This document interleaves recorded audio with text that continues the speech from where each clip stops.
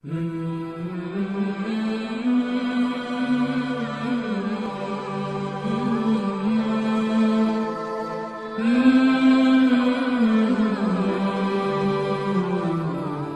عليكم ورحمة الله وبركاته. لا إله إلا الله محمد رسول الله صلى الله عليه وسلم. அன்பானவர்களே, ஹஸரத் பிஷ்ருல் ஹாஃபி ரஹ்மத்துல்லாஹி அலைஹி எஜமான் அவர்களுடைய அந்தஸ்தை மக்களெல்லாம் ஆரம்ப காலகட்டத்திலே விளங்காமல் இருந்தார்கள். ஆனால் அவர்களுடைய உயர்வை ஹஸரத் அஹ்மது இப்னு ஹம்பல் ரஹ்மத்துல்லாஹி அலைஹி அவர்கள் விளங்கி வைத்திருந்தார்கள்.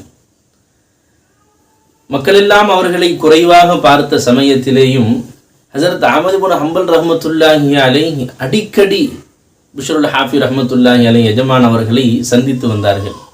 அடிக்கடி அவர்களை சென்று சந்தித்து அவர்களுடனே உரையாடி விட்டு வருவதை பார்த்து அவர்களுடைய மாணவர்கள் எல்லாம் கேட்டார்கள், உஸ்தாதுனா அவர்களே, தாங்களுமோ ஹதீஸு கலை, ஃபிக்ஹு கலை இவைகளெல்லாம் மிகச்சிறந்து விளங்கக்கூடிய தாங்கள் ஒன்றும் தெரியாத அவர்களிடத்திலே சென்று உரையாடி வருவது தாங்களுடைய அந்தஸ்திற்கு குறைவாக இருக்கிறது என்று அவர்கள் சொன்னார்கள்.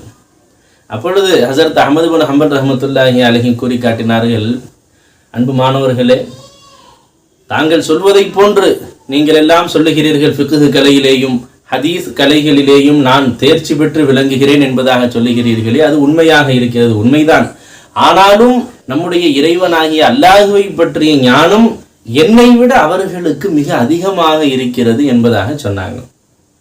இன்னும் அடிக்கடி எஜமான் அவர்கள் அஹ்மது இப்னு ஹம்பல் ரஹ்மத்துல்லாஹி அலைஹி பிஷ்ருல் ஹாஃபி ரஹ்மத்துல்லாஹி அலைஹி பார்க்கும் பொழுதெல்லாம் அவர்களுடனே சேர்ந்து இருக்கக்கூடிய சமயத்திலெல்லாம் அல்லாஹ்வை பற்றி எனக்கு ஏதாவது சொல்லிக் கொடுங்கள் எஜமானே என்பதாக கேட்டுக்கொண்டே இருப்பார்கள்.